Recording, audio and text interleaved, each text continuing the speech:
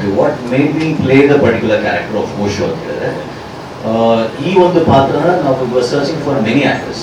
ಅಂದರೆ ಮೊದಲನೇ ಕ್ಯಾಸ್ಟಿಂಗ್ ತನ್ನನ್ನು ತಾನೇ ಮಾಡ್ಕೊಂಡಿಲ್ಲ, because I just came as a director. ನಾನು ಬರೀ ಡೈರೆಕ್ಷನ್ ಮಾಡಬೇಕು ಅಂತ ಮಾತ್ರ ಬಂದಿದ್ದು. ಸೊ ಸುಮಾರು ಆ್ಯಕ್ಟರ್ಸ್ನ ನಾವು ಅಪ್ರೋಚ್ ಮಾಡಿದ್ವಿ ಬಿಗಿನಿಂಗ್ ಡೇಸ್. ಅಂದರೆ ಶೂಟಿಂಗ್ ಶುರು ಆಗಿತ್ತು, ಶೂಟಿಂಗ್ ನಡೀತಾ ಇತ್ತು, ಬಟ್ ಆದ್ರೂ ಪ್ಯಾರಲಲ್ ಆಗಿ we are approaching many other actors. So ಅದರಲ್ಲಿ ನನ್ನ ಹೆಸರು ತೊಂಬುದಲ್ಲೂ ಗೊತ್ತಿಲ್ಲ, ಬಟ್ ಅದೇ ಅಪ್ರೋಚ್ ಪೃಥ್ವಿ ಅಂಬರ್ ಮತ್ತು ರಿಷಿ. ಬಟ್ ಕಾರಣಾಂತರದಿಂದ ಡೇಟ್ಸ್ ಕೂಡ ಕ್ಲಾಶ್ ಆಗ್ತಾ ಇತ್ತು and Prithvi was busy. So ಮುಂದೆ ಇನ್ನೂ ಒಂದು 3-4 ಜನರನ್ನ ನಾವು ಅಪ್ರೋಚ್ ಮಾಡಿದ್ದು, ಬಟ್ ಕಾರಣಾಂತರದಿಂದ ಆಗಿಲ್ಲ. ಸೊ ಇನ್ನೇನು ಎಲ್ಲ ಪೋರ್ಷನ್ ಮುಗಿದೋಗಿತ್ತು, 75% ಶೂಟಿಂಗ್ ಕಂಪ್ಲೀಟ್ ಆಗಿತ್ತು. ಆ್ಯಂಡ್ ಮತ್ತೆ ನಮ್ಮ ಹತ್ರ ಇನ್ನೂ ಪಾತ್ರ ಯಾರು ಸಿಕ್ಕಿರಲಿಲ್ಲ. ಆ ಸಮಯದಲ್ಲಿ ಅಶ್ವಿನಿ ಮೇಡಮ್ನೇ ನೋಡ್ತಾ ಇದ್ರು, ಬಿಕಾಸ್ ಒಂದು ಟೇಬಲ್ ರೀಡ್ ಅಂತ ಒಂದು ಮಾಡಿದ್ವಿ. ಟೇಬಲ್ ರೀಡ್ ಅಂದರೆ ಇಡೀ ಸ್ಕ್ರಿಪ್ಟನ್ನು ವಿತ್ ಡೈಲಾಗ್ಸ್ ವಿತ್ ಇಂಟೋನೇಷನ್ ಪಾತ್ರದ ಎಲ್ಲರೂ ಅವ್ರ ಪಾತ್ರದಾಗೆ, ಇವಾಗ ಆಶಿಕಾ ಅವರು ಶ್ರದ್ಧಾ ಆಗಿ, ಪ್ರವೀಣ್ ಅವರು ದೇವ ಆಗಿ, ಸೊ ಸಿರಿ ಅವರು ಯಾವುದು ಸೃಷ್ಟಿಯಾಗಿ, ಸೊ ಎಲ್ಲರೂ ಆ ಪಾತ್ರದಲ್ಲಿ ಒಂದು ಕಂಪ್ಲೀಟ್ ಸಿನಿಮಾನ ಒಂದು ನೋಡೋ ಥರ ಒಂದು ರೆಕಾರ್ಡ್ ಮಾಡಿ ಬೇರೆ ಟೇಬಲ್. ಅದರಲ್ಲಿ ಆ ಪಾತ್ರ ಸಿಕ್ಕಿರಲಿಲ್ಲಲ್ಲ, ಆ ಕಾರಣದಿಂದ ನಾನು ಅದನ್ನು ಓದಿದ್ದೆ, ಆ ಪಾತ್ರದನ್ನ ನಾನೇ ಓದಿದ್ದೆ. ಸೊ ಅದನ್ನು ಅಶ್ವಿನಿ ಮ್ಯಾಮ್ ಅಸಲಿ ನೋಡಿ ಮತ್ತು ಅವ್ರಿಗೆ ಗೊತ್ತಿತ್ತು ಈ ಪಾತ್ರನ ಸ್ವಲ್ಪ ನನ್ನ ಕ್ಯಾರೆಕ್ಟರ್ ಮೇಲೆ ಇದೆ ಅಂತ. ಸೊ ನೀವೇ ಮಾಡಿ ಅಂತ ಹೇಳಿದ್ರು. ಸೊ ಅವಾಗ ಒಂದು ಸುಮಾರು ನಾನು ದಪ್ಪ ಇದೆ ಮಾಡೋದಕ್ಕೆ, ನಾನು ಅದನ್ನೇ ಹೇಳಿದೆ, ಸ್ವಲ್ಪ ದಪ್ಪ ಇದ್ದೀನಿ, ಆಶಿಕಾ ರಂಗನಾಥ್ ಅವ್ರ ಜೊತೆ ಮ್ಯಾಚ್ ಆಗೋದು ತುಂಬ ಕಷ್ಟ ಇದೆ ಅಂತ. ಸೊ ಹಾಗಾಗಿ ಮತ್ತೆ ಒಂದು ಸುಮಾರು ಒಂದು 12-13 kg ಸಣ್ಣ ಆಗಿ ಪ್ಯಾರಲಲ್ ಆಗಿದೆ. But we was still fighting for the actor, but ಕೊನೆಗೆ ಯಾರೂ ಸಿಕ್ಕಿಲ್ಲ. So had to take it out. So ಅದು ಆಕ್ಸಿಡೆಂಟ್ ಆಗಿದಂಥ ಒಂದು ಪಾತ್ರ, ಅದು intention was not to act. Actually script ಬಂದಾಗ ಅದರಲ್ಲಿ Osho character is almost like Raghav. So I don't think anybody else could have done this better. Is just think humble. And Raghav ಬಗ್ಗೆ ಹೇಳಬೇಕಂದ್ರೆ he is not an accidental actor, is a trained actor. ಎಲ್ಲ ಥರ techniques, advance techniques ಎಲ್ಲ ಕಲ್ತ್ಕೊಂಬಂದು is an acting coach. So is perform really well. So I think you love that character.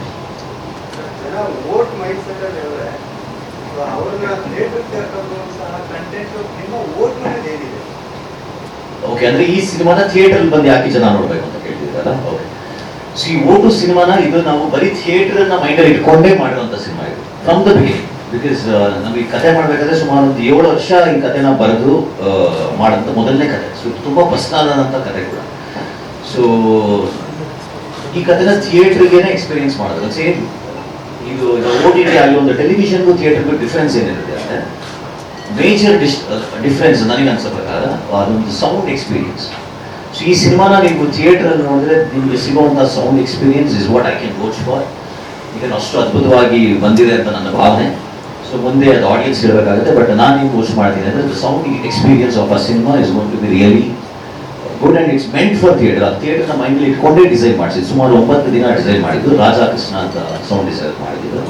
So animal cinema ಮಾಡಿದ್ರಲ್ಲ ಅವರೇ. So ಅವರು usually 2-3 ದಿನ ತೊಗೊಂಡು ಒಂದು ಸಿನಿಮಾ ಕಂಪ್ಲೀಟ್ ಮಾಡ್ತಾರೆ. ಅದು ಸ್ವತಃ ರಾಜಕೃಷ್ಣನ್ ಸರ್ ಹೇಳಿದ್ದು.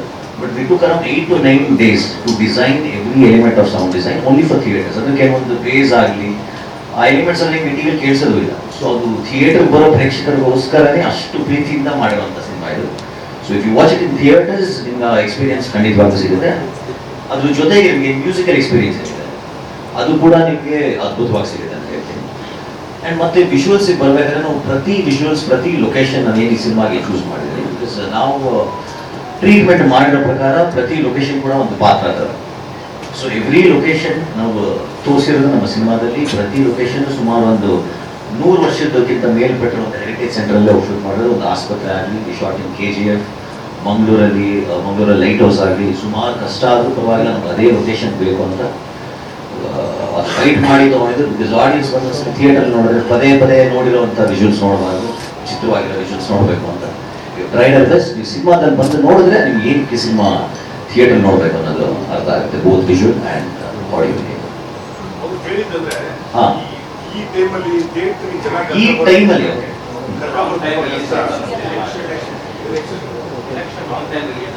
ರಾಂಗ್ ಟೈಮ್ ರಿಲೀಸ್ ಅಂತ ಅನ್ಸುತ್ತೆ ಅಂತ. ಸಿ ಇದು ರಾಂಗ್ ಟೈಮ್ ರಿಲೀಸ್ ಅಂದ್ರೆ ಯಾವಾಗ ರೈಟ್ ಟೈಮ್? ಬಿಕಾಸ್ ಯೂಶಲಿ ಎಷ್ಟೊಂದು ಸಿನಿಮಾಗಳು ಬರ್ತಾ ಇರುತ್ತೆ ನಮಗೆ ಕಾಂಪಿಟೇಷನ್ ಆಗಿ. ಸೊ ನಾವು ರಿಲೀಸ್ ಮಾಡ್ತಿರೋದು ಏಪ್ರಿಲ್ 19ನೇ ತಾರೀಕು.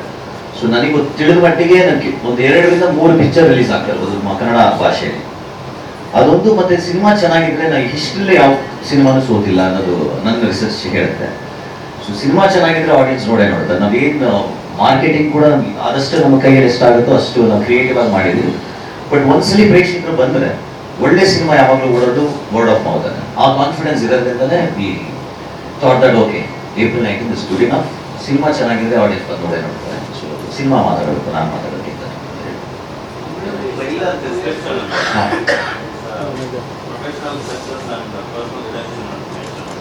ಪ್ರೊಫೆಷನಲ್ ಸಕ್ಸಸ್ ಆ್ಯಂಡ್ ಓಕೆ ಇನ್ನೊಂದ್ಸಲ ಹೇಳ್ತಾರೆ. ಪ್ರೊಫೆಷನಲ್ ಡಿಸ್ಕ್ರಿಪ್ಷನ್ ಅದೇ ಈ ಶ್ರದ್ಧಾ ಕ್ಯಾರೆಕ್ಟರ್ ಬಗ್ಗೆ ಹೇಳ್ತಾ ಇದ್ದಾರೆ. ಸೊ ಈ journey is through that Shraddha character. So ಈ ಥರ ಒಂದು ಈ ಒಂದು ಹೊಸ ರಿಸರ್ಚ್ ಮಾಡ್ತಾರೆ.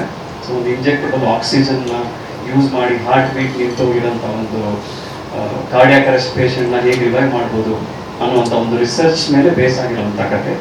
ಸೊ ಈ ಜರ್ನಿಯಲ್ಲಿ ಅವ್ರಿಗೆ ಬರುವಂಥ ಅಡಚಣೆಗಳು, ಅದು ಮೆಡಿಕಲ್ ಆಗಿರ್ಬೋದು, ಲೀಗಲ್ ಆಗಿರ್ಬೋದು, ಆಧ್ಯಾತ್ಮಿಕ ಕೆಲವು ಪ್ರಶ್ನೆಗಳಾಗಿರ್ಬೋದು, ಅವರ ಪರ್ಸನಲ್ ರಿಲೇಷನ್ಶಿಪ್ಸ್ ಆಗಿರ್ಬೋದು. ಸೊ ಇದು ಎಂಟೈರ್ ಈ ಸ್ಟೋರಿ ಇದೆಲ್ಲಾನು ಟಚ್ ಮಾಡ್ಕೊಂಡು ಟ್ರಾವೆಲ್ ಮಾಡ್ತಾ ಇದ್ದಾರೆ ಇಂಥ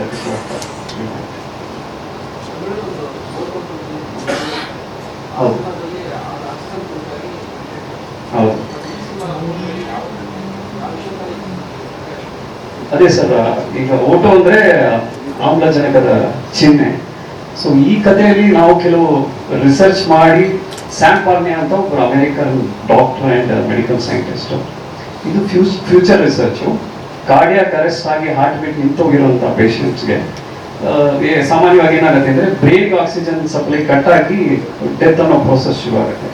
ಸೊ ಬಾಡಿಲಿ ಆಕ್ಸಿಜನ್ನ ಲಿಕ್ವಿಡ್ ಫಾರ್ಮಲ್ಲಿ ಇಂಜೆಕ್ಟ್ ಮಾಡಿದ್ರೆ ಆ ಬ್ರೈನ್ನ ಪ್ರಿಸರ್ವ್ ಮಾಡಿ ಮತ್ತೆ ಆ ಪೇಷಂಟ್ನ ರಿವೈವ್ ಮಾಡೋಂಥ ಒಂದು ಎಕ್ಸ್ಟ್ರಾ ಸಮಯ ಸಿಗುತ್ತೆ. ಸೊ ಇದು ಅನಿಮಲ್ಸ್ ಮೇಲೆಲ್ಲ ಟ್ರೈ ಮಾಡಿದ್ದಾರೆ, ವರ್ಕ್ ಆಗಿದೆ. This is the research of the future. ಅದನ್ನು ಮೈಂಡಲ್ಲಿ ಇಟ್ಕೊಂಡು ಮಾಡಿರೋಂಥ ಒಂದು ಇದು ಕತೆ. That is the first layer. Raghav ಅವರು ಹೇಳಿದಾಗೆ ನಮಗೆ ಆಕ್ಸಿಜನ್ ಅಂದರೆ ನಮ್ಮ ಸುತ್ತಮುತ್ತಲು ಇರೋಂಥ ಒಂದು ಅಂಶ. ಪ್ರತಿದಿನ ಪ್ರತಿ ಕ್ಷಣ ನಮಗೆ ಇನ್ಫ್ಯಾಕ್ಟ್ ಫ್ರೀಯಾಗಿ ಸಿಗ್ತಾ ಇದೆ. ಅದೊಂದೇ ಅನ್ಸುತ್ತೆ ನಮ್ಗೆ ಫ್ರೀಯಾಗಿ ಸಿಗೋದು. ಬಟ್ ಈ ಆಕ್ಸಿಜನ್ ಇಲ್ಲದೆ ನಾವು ಎಷ್ಟು ಹೊತ್ತು ಬದುಕಿರ್ಬೋದು? 1 ನಿಮಿಷ, 2 ನಿಮಿಷ. ಯಾರಾದರೂ ಪ್ರಾಣಾಯಾಮ ಮಾಡ್ತಾರ ಮೇ ಬಿ 3 ನಿಮಿಷ ಇರ್ಬೋದು. ಸೊ ಇದೇ ರೀತಿಯಾಗಿ ನಮ್ಮ ಬದುಕಿನ ಪ್ರತಿನಿತ್ಯದಲ್ಲಿ ನಮಗೆ ಸರೌಂಡ್ ಆಗಿರೋ ಆಕ್ಸಿಜನ್ ಇಸ್ ಲವ್ ಅಂತ ಒಂದು ಡೀಪರ್ ಮೀನಿಂಗ್ನ ನಾವು ಹೇಳಕ್ಕೆ ಪ್ರಯತ್ನ ಪಡ್ತಾರೆ. ಇನ್ಫ್ಯಾಕ್ಟ್ ಅಪ್ಪು ಸರ್ ಫಸ್ಟ್ ನನಗೆ ಈಗ ನೆನಪಾಗ್ತಿದೆ, ಒಂದು ಲೈನಲ್ಲಿ ಸಿನಿಮಾ ಹೇಗೆ ಕಮ್ಯುನಿಕೇಟ್ ಮಾಡ್ತೀರಾ ಅಂತ ಕೇಳಿದಾಗ love is the oxygen for life ಅಂತ ಹೇಳಿದೆ. I think that holds good even today after the